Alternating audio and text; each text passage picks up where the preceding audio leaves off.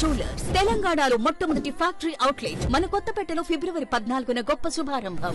BRS party parliamentary నాయకులు, party secretary general పెద్దలు కేశవరావు గారు, లోక్సభలో బీఆర్ఎస్ నాయకులు, లోక్సభ పక్ష నేత గౌరవనీయులు శ్రీ నామా నాగేశ్వరరావు గారు, తమ్ముడు ప్లీజ్ ప్లీజ్ మనం విషయాలు మాట్లాడుకోవడానికి వచ్చాం, స్లోగన్లు తర్వాత ప్లీజ్. తమ్మి మీరు ఆగాలి, సార్ చెప్పే విషయాలు వినాలి, మీరు కొంతసేపు ఆగాలి. గౌరవనీయులు మన పార్లమెంట్ సభ్యులు, గౌరవనీయులైన శాసనసభ్యులు, శాసన మండలి సభ్యులు, స్థానిక సంస్థల ప్రజాప్రతినిధులు, ఇతర ముఖ్య నాయకులు, ఒక పిలుపుతో పులులలాగా కదిలి వచ్చినటువంటి నా అన్నాదమ్ములకు, అక్క చెల్లెలకు అందరికీ ఉద్యమాభివందనాలు.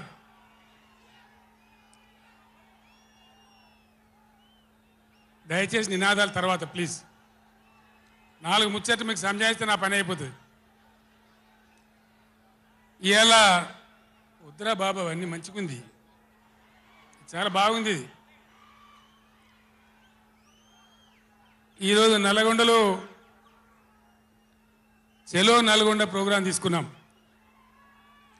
కారణం ఏంది, ఎందుకు మనం ఈ సభ పెట్టాల్సి వచ్చింది? నా కాలు ఇరిగిపోయినా కుంటి నడకతోనో కట్టబట్టుకోనో ఇంత ఆయాసంతో నేను ఎందుకు రావాల్సి వచ్చింది? ఈ విషయం దయచేసి హరీశ్వర్ ఆగడా, ఆగరాదా?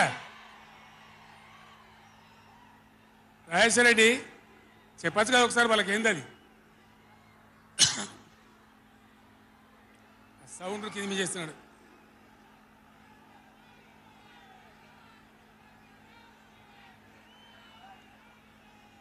కిషోర్ మీరు కష్టం అవుతుంది, ఆగండి. కిషోర్ సార్ కు మాట్లాడడం కష్టం అవుతుంది డిస్టర్బెన్స్ తోని. బాలమల్లు మీరు పక్క జరగండి, ఆగండి, మీరు జరగండి, మీరు జరగండి. చందర్ ఇక కామ్ ఉండండి, ఇక కామ్ ఉండండి. ఇక ఓ ఇటున్నారు అందరు.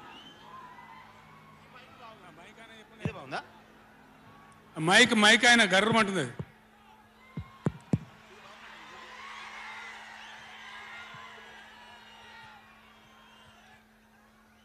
ఇవాళ ఈ చెలో నల్గొండ కార్యక్రమం మనం ఎందుకు తీసుకోవాల్సి వచ్చింది? కొందరికి ఏమో ఇది రాజకీయం. ఇలా మనం పెట్టింది ఉద్యమ సభ, పోరాట సభ. ఇది రాజకీయ సభ కానే కాదు. కృష్ణా నదిలో మన జలాలు అనేది, కృష్ణా నీళ్ళ మీద మన హక్కు అనేది మనందరి బతుకులకు జీవన మరణ సమస్య, సావో రేవో తేల్చే సమస్య. ఈ మాట తెలంగాణలో పక్షిలాగా తిరుక్కుంటా నేను చెప్పబట్టి, ఎవడా మైక్, అది ఎవడా మైక్, ఎవడా ఏమిరా నువ్వు కూడా అక్కడ నువ్వు అయింది?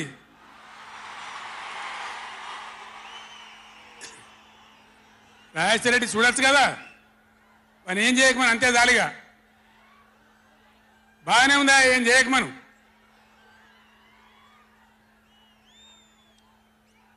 ఇరవై 24 ఏళ్ళ నుంచి పక్షిలాగా తిరుక్కుంటూ నేను మొత్తం రాష్ట్రానికి చెప్తా ఉన్నా. ఇటు కృష్ణ కావచ్చు, అటు గోదావరి కావచ్చు, నీళ్లు లేకపోతే మనకు బతుకు లేదు.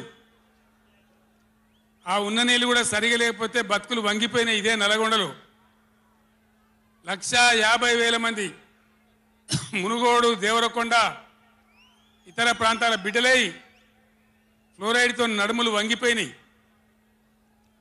చివరికి ఈ జిల్లాలో ఉద్యమకారులందరూ కలిసి ఆ ఫ్లోరైడ్ ఎఫెక్ట్ అనే బిడ్డలను తీసుకుపోయి ప్రధానమంత్రి టేబుల్ మీద పండబెట్టి, అయ్యా మా బతికిదంటే కూడా ఎవడు పట్టించుకునే వాళ్ళు లేడు. ఆనాడు పార్టీలు లేవా, ఎమ్మెల్యేలు లేరా, మంత్రులు లేరా, ఎవడు పట్టించుకోలే. నల్లగొండలో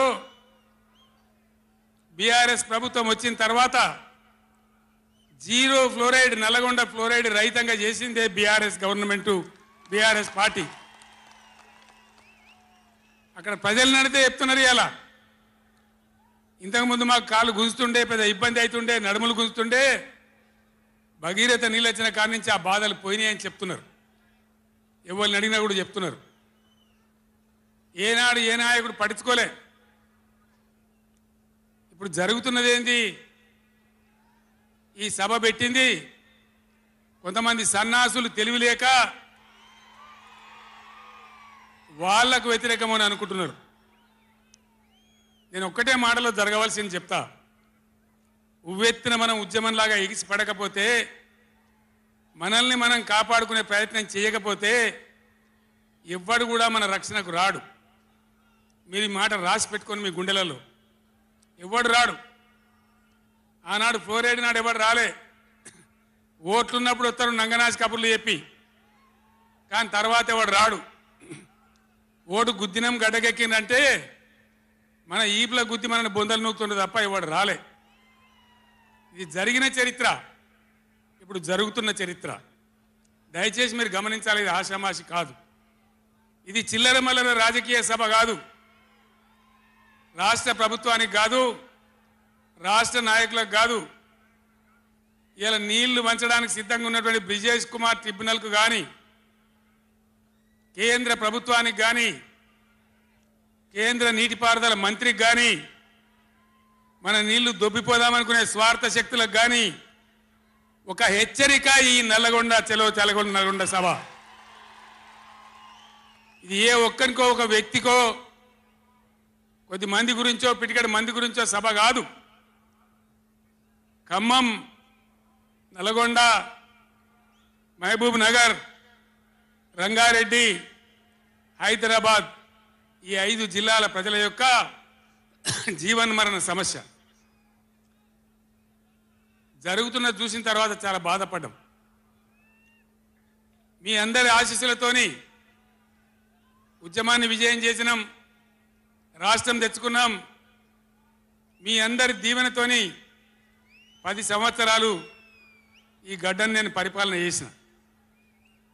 నేనేం తక్కువ చేయలే.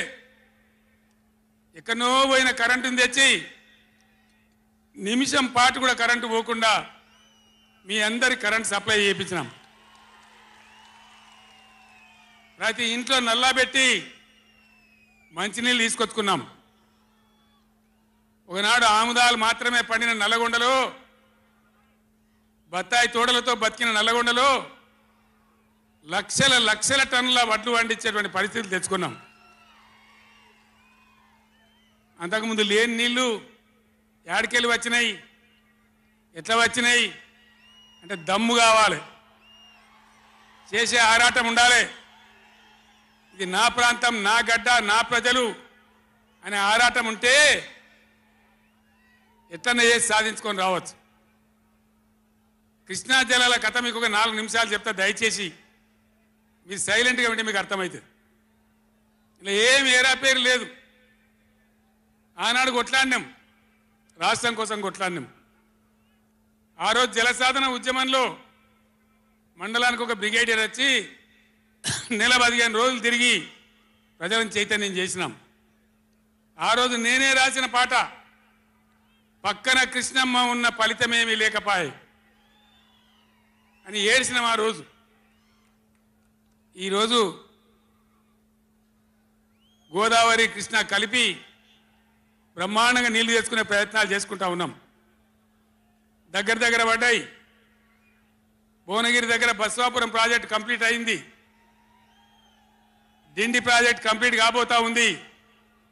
పాలమూరు ఎత్తిపోతల కోసం నోళ్లు తెరుచుకొని చూస్తూ ఉన్నారు దేవరకొండ, మునుగోడు వగైరా ప్రాంతాల ప్రజలు.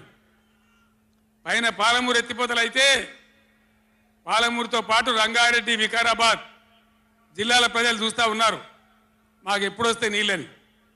80% పనులు పూర్తయినాయి. ఎవ్వరు సహకరించకున్నా ఇదే కాంగ్రెస్ మరియు ఇతర పార్టీల నాయకులు 100ల కొద్ది కేసులు వేసినా ఈ 10 ఏళ్ళు పంటి బిగున్న ఒంటి బిగున్న కొట్లాడుతూ, అటు కేంద్రంతో కొట్లాడుతూ ముందుకు తీసుకొని పోయినాం.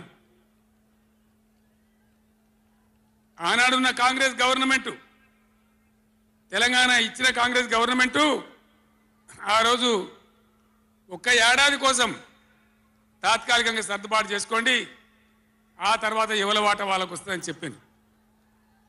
ఆనాడుగా బిల్లు పాస్ కావాలి, తెలంగాణ రావాలి, ఇది ఒక ఆటంకం కాకూడదని సరే కానీ అని తర్వాత చూసుకుందామని చెప్పినాం. ఆ తర్వాత ఢిల్లీలో పోయి మోడీ ప్రభుత్వం వచ్చింది. వాళ్ళని ఎన్ని వందల ఉత్తరాలు రాసినాం. అయ్యా మేము మునిగిందే నీళ్ళలో నాశనం అయిపోయినా, మా బతుకులు ఆగమైపోయినాయి, వెంటనే నీళ్ళ పంపిణీ చేయండి, ట్రిబ్యునల్కి వేయండి అని అడిగినాం. వేయలే. వేయకపోతే సుప్రీంకోర్టుకు పోయినాం, సుప్రీంకోర్టుకు పోయి తగాదా పెట్టినాం.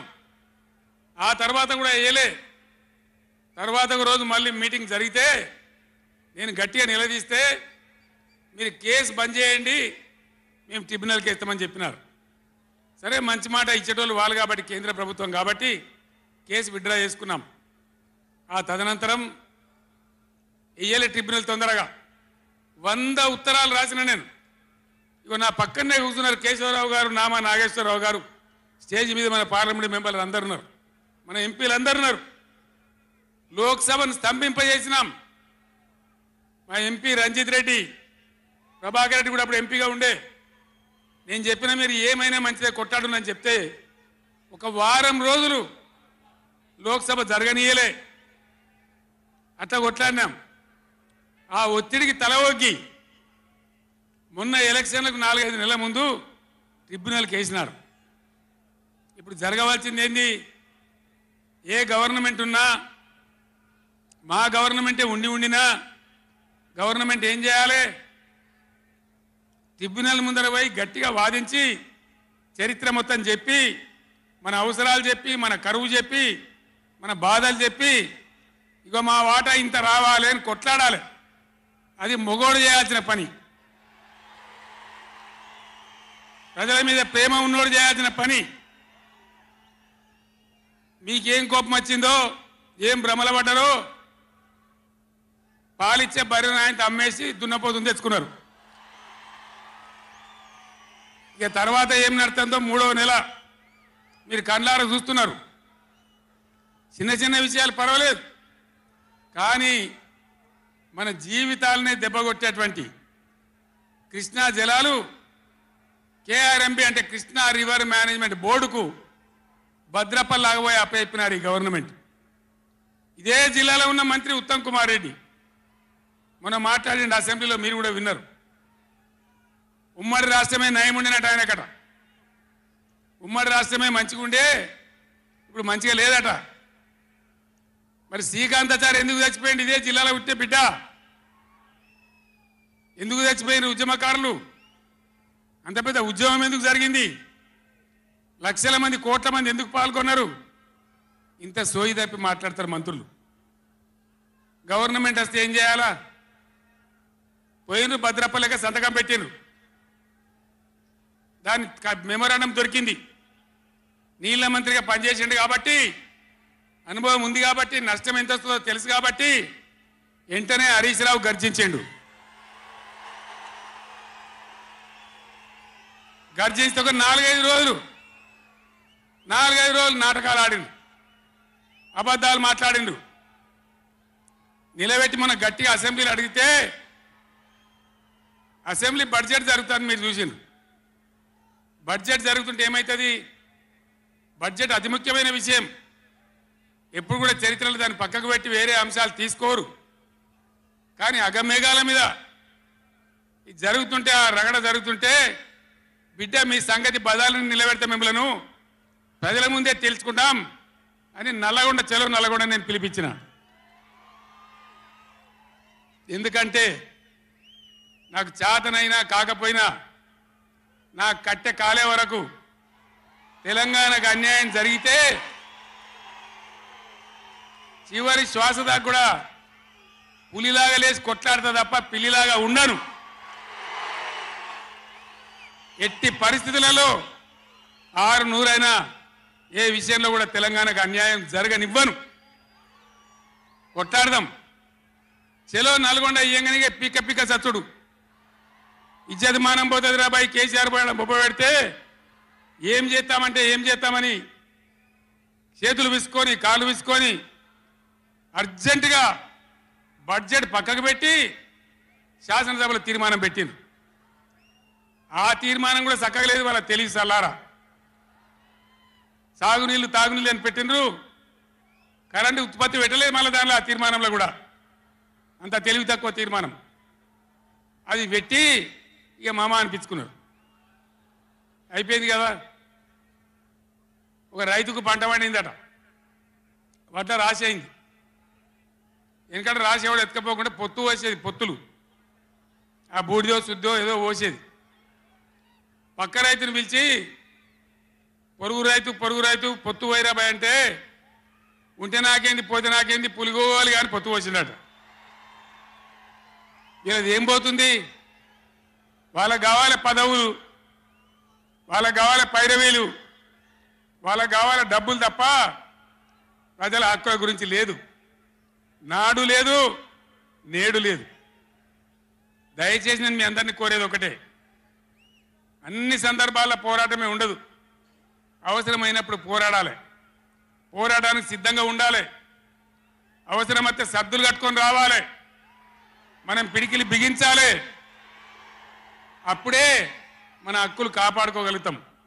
అటు కేంద్రాన్ని కానీ అధికారులను కానీ కృష్ణా ట్రిబ్యునల్ కానీ రాష్ట్ర ప్రభుత్వం కూడా భద్రప పనిచేయకుండా అప్రమత్తంగా ఉంచేటట్టు కానీ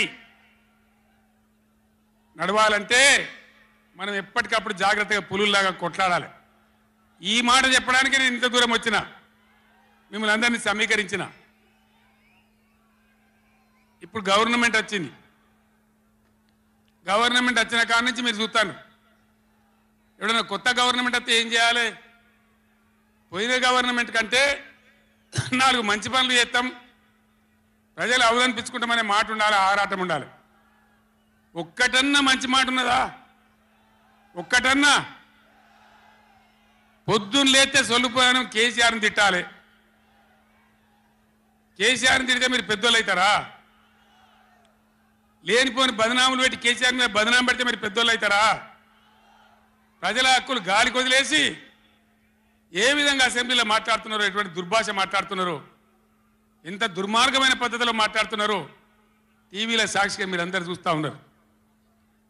నేను మీ అందరిని కోరేది ఒకటే, ఎవరికి అధికారం శాశ్వతం కాదు, కానీ తెలంగాణ ప్రజల హక్కులు శాశ్వతం, మన వాటా శాశ్వతం, మన బతుకులు నిజం, మన పిల్లల భవిష్యత్తు నిజం.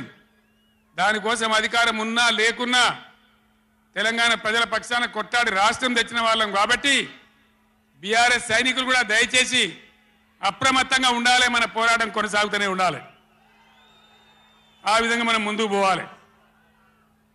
నాకు కొన్ని విషయాలు అర్థమైతలేవు. ఈ మైకోనికి మళ్ళీ ఏం పుట్టిందా? ఏం చేయకమని వాడిని ఉన్నది నడుచుమని. మేము కరెంటు తెచ్చినాం ఆ రోజు. అంతకుముందు రాత్రి కరెంటు, పొద్దాక కరెంటు ఆగమాగం ఉండే. గవర్నమెంట్ వచ్చిన తర్వాత, టీఆర్ఎస్ గవర్నమెంట్ వచ్చిన తర్వాత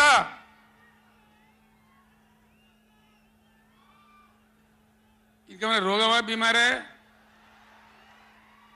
అరే బాబు, ఉన్నదంటే ఉంచరా మైకు, ఏం మాట్లాడక ఏం చేయకు, నువ్వేం చదరకు. దాన్ని కరెంటు తెచ్చినాం. ఒక 7-8 నెలల్లో కరెంటు బాగా చేసి ఏడాది అర్థం నుంచి 24 గంటల కరెంటు ఇచ్చినాం రైతాంగానికి. మీరందరూ సంతోషంగా నడింట్లో పడుకొని పంటలు పండించారు. పాములు గర్వంగా, తేలు గర్వంగా బాయిల కాడికి పోలే. కేసీఆర్ పోగానే, కేసీఆర్ గవర్నమెంట్ పోగానే కట్కేసినట్టే బంద్ అవుతుంది ఆ కరెంటు. నేను 9 ఏళ్ళు ఇచ్చిన కరెంటు ఏం రోగమైంది? ఏం దానికి ఏమైనా మాయరోగం వచ్చిందా? యాడికి బాయా కరెంటు? ఎటు బాయే? దద్దమ్మల రాజ్యం ఉంటే గట్లనే ఉంటుంది, చాతగాని చవటల రాజ్యం ఉంటే గట్లనే ఉంటుంది. వాళ్ళు ఉన్నంత మాత్రాన మనం నర్వస్ కావద్దు. ఎక్కడికక్కడ నిలదీయాలి. ఏమైందా బిడ్డ నా కరెంట్ అని అడగాలి. ఇవాళ నేను ఒక మాట కుల్లా చెప్తున్నా. మొన్నటిదాకా నడిచిన కరెంటు కాకుండా ఇదే మిర్యాలగూడ నియోజకవర్గంలో దామరచర్ల మండలంలో 4000 మెగావాట్ల పవర్ ప్లాంట్ కట్టినాం. ఇదే జగదీష్ రెడ్డి గారి నాయకత్వంలో అయిపోయినాయి. 80% పనులు అయిపోయినాయి, 90% అయిపోయినాయి. అది కష్టపడి చేసేస్తే 2-3 నెలలు తిప్పల పడితే 4000 మెగావాట్ల పవర్ వస్తుంది. రామగుండంలో ఆనాడు మొదలుపెట్టినటువంటి ఎన్టీపీసీ పవర్ వచ్చేసింది. ఆల్రెడీ 800 మెగావాట్లు వచ్చింది. ఇంకో 800 మెగావాట్లు రాబోతా ఉంది. అంటే ఆనాడు నేను నడిపినాడు ఉన్నదానికంటే 5600 మెగావాట్ల పవర్ కరెంటు ఎక్కువ ఉండంగా కూడా వీళ్ళకి ఏం రోగం పుట్టింది? కరెంట్ ఎందుకు ఇస్తలేరు? ఎందుకు తిప్పల పెడుతున్నారు? బిడ్డ అయ్యేలా చెలో నల్గొండతోనే ఆపం. ఎక్కడ దొరికితే అక్కడ బదాలు నిలదీసి మీ కథలు చేస్తాం. ప్రజలను కరెంటుకు తిప్పల పెట్టినా, నీళ్ళకు తిప్పల పెట్టినా, మంచినీళ్ళకు తిప్పల పెట్టినా ఎక్కడికక్కడ మిమ్మల్ని నిలబెడతాం. మిమ్మల్ని గవర్నమెంట్ తెచ్చిండ్రు, మాకేం బాధ్యత ఇచ్చిండ్రు?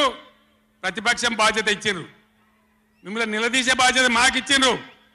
కాబట్టి ఎక్కడికక్కడ మిమ్మల్ని నిలదీస్తాం తప్ప వదిలిపెడతామనేటువంటి దానిలో ఉండొద్దు. ప్రజలకు తప్పు చేయొద్దు. నేను హెచ్చరిస్తా ఉన్నా ఈ రాష్ట్ర ప్రభుత్వాన్ని. ఏ విధంగా బీఆర్ఎస్ గవర్నమెంట్ ఇచ్చిందో వెంటనే కరెంటు పునరుద్ధరించాలి. ఆ విధంగా మొత్తం రాష్ట్రానికి, రైతాంగానికి కరెంటు ఇవ్వాలి. కానీ వీళ్ళ వ్యవహారం ఎట్లున్నది? చరిత్రలో ఏం లేదు. అసెంబ్లీలో తెచ్చి జనరేటర్ పెట్టి వీళ్ళ తెలివికి అసెంబ్లీలోనే మొన్న మనోళ్ళు మీటింగ్లు తిరుగుతుంటే ఒక మీటింగ్ మాట్లాడుతుంటే 7 మాటలు పోతుంది కరెంటు. నల్గొండలో జగదీష్ రెడ్డి మాట్లాడుతుంటే 7 సార్లు పోతుంది కరెంటు. ఏం మాయారోగం వచ్చింది? మీకు తెలివి లేక, నడపరాక, చాతగాక ఇలా మంది మీద బదనాం పెట్టి బతుకుదాం అనుకుంటున్నారా? అట్లా కాదు బిడ్డ, జాగ్రత్త. బతకనీయం, ఎంబడబడతాం, వేటాడతాం.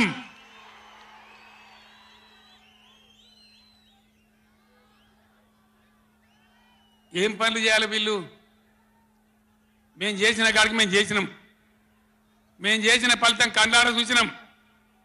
తెలంగాణ ఒకనాడు ఏడ్చిన తెలంగాణ 3 కోట్ల టన్నుల వడ్లు పండించింది ఇదే తెలంగాణ. 3 కోట్ల టన్నులు.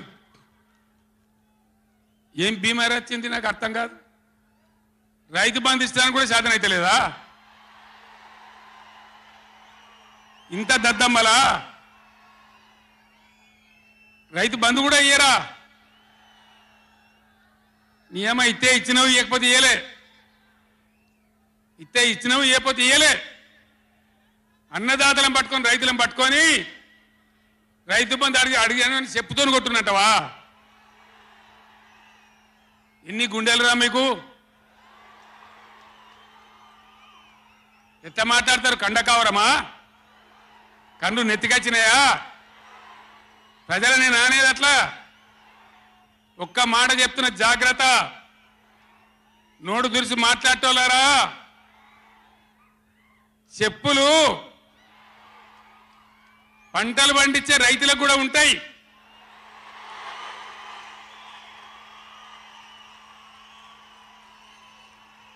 రైతుల చెప్పులు ఎట్లుంటాయి? బందోబస్తుగా ఉంటాయి బాగా. రైతుల చెప్పులు ఎట్లుంటాయి? బందోబస్తుగా ఉంటాయి, గట్టిగా ఉంటాయి. ఒక్కటే చెప్పు దెబ్బతో మూడు పళ్ళు ఊసిపోతాయి. దానికోసమైనా మీరు అడిగేది? ఇది మర్యాదనా? ఇది గౌరవమా? ప్రజలను గౌరవించే పద్ధత? నీకు చేత కాకపోతే మాఫ్ చేయండి, జర నేను ఎన్నిక చేరిస్తా అని చెప్పాలి. వెళ్తలేదు అని చెప్పాలి, మాకు చేయలేదు అని చెప్పాలి. కానీ అడిగిన చెప్తోని కొట్టాలి. కేసీఆర్ సెలవు నల్గొండ అంటే కేసీఆర్ను తిరగనీయం. ఇంత మగోళ్ళ కేసీఆర్ను తిరగనియారట. తెలంగాణ తెచ్చిన కేసీఆర్నే తిరగనియారా? ఏమి చేస్తారు? చంపేస్తారద్దా? చంపుతావా? దా వ్యాపారం చంపుతావు దా. కేసీఆర్ని చంపి మీరు ఉంటారా? ఇది పద్ధత?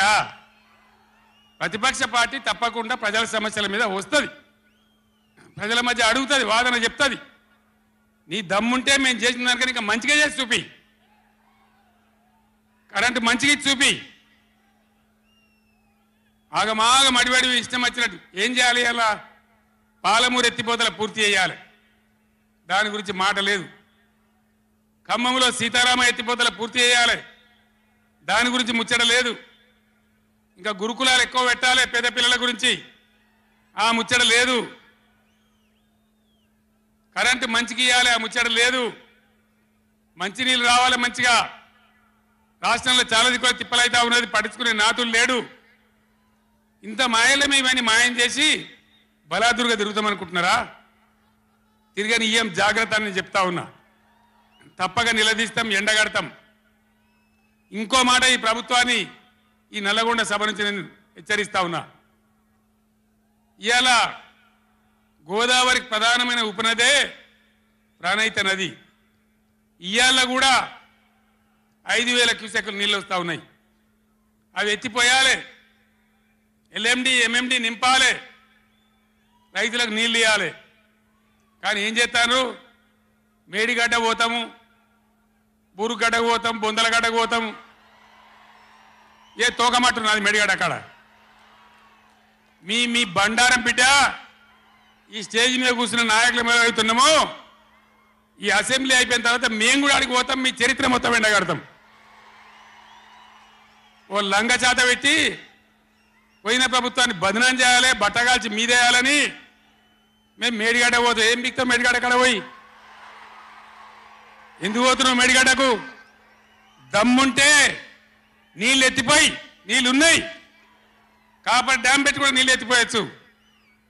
రైతుల ఈ కేసీఆర్ని బదనాం చేయాలని ఒక దుష్టబుద్ధి పెట్టుకొని రైతుల పొలాలను కొడతారా?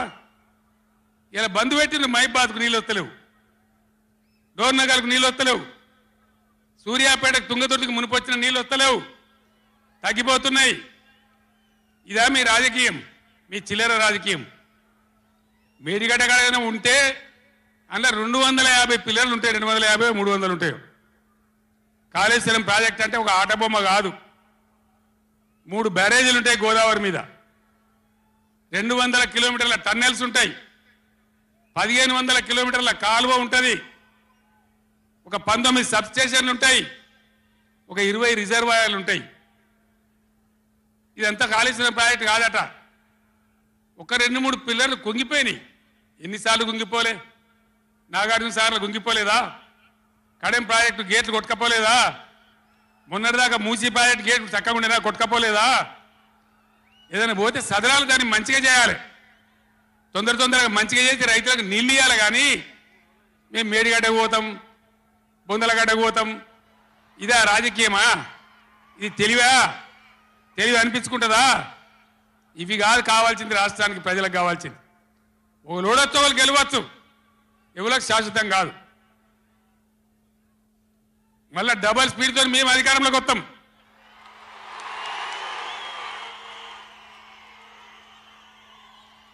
అప్పుడు మేం గిట్లే మాట్లాడన్నా, ఈ పద్ధతి అనుసరించానా?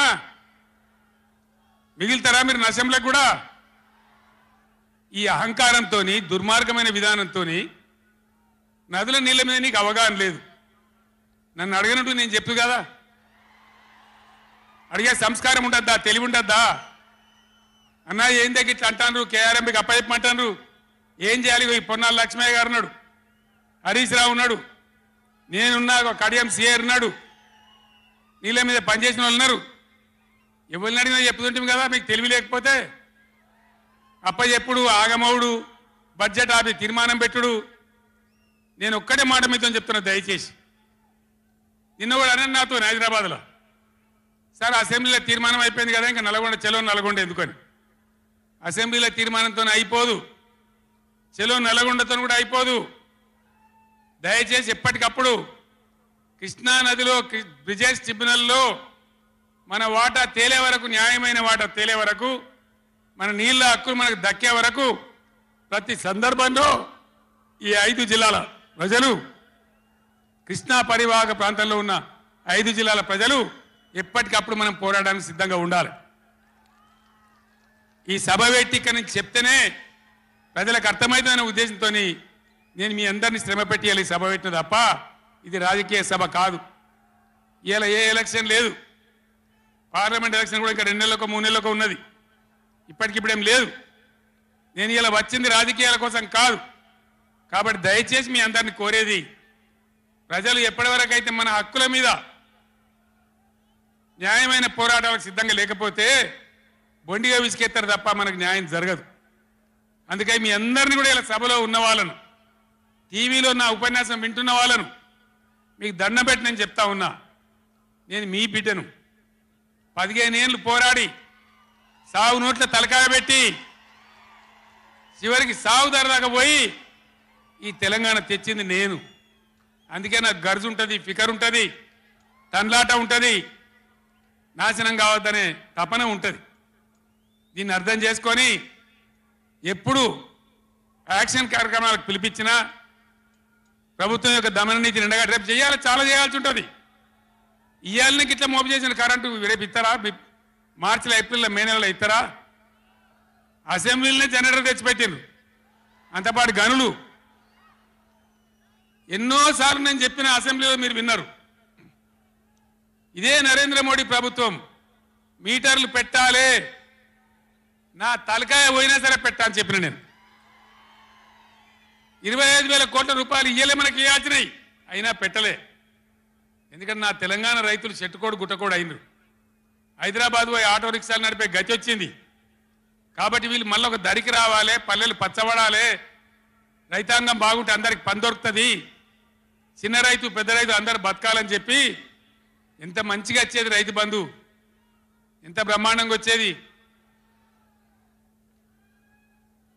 మీ బ్యాంకులో పడి టింగు టింగుమని మీ ఫోన్లు మోగుతుండే. ఇప్పుడు బ్యాంకులో వడులు లేదు, ఫోన్ మోగులు లేదు. ఏం మోగుతుంది అంటే రోజు అసెంబ్లీలో అరుస్తా ఉన్నారు పనికి మాలిన మాటలు. అంతే కదా, మీరందరూ చూస్తున్నారు కదా. ఏం భయపడకుండా ఏం కాదు, మళ్ళా మనమే వస్తాం, అన్నీ చేసుకుందాం, ఏం కానీయం తెలంగాణను. ఈ మధ్యలో కూడా వీళ్ళు దుర్మార్గం చేస్తే కొట్లాడదాం, పోరాడదాం, మన హక్కుల కోసం నిలబడదాం. రే ఆగురాబాయ్ ఆగో, ఏ ఆపా రాజశరెడ్డి, అరే ఎవడాడు? ఈ సభరా బాబు, ఇది మన సభ కాదు ఇది. ఎందుక పిచ్చోళ్ళాడా?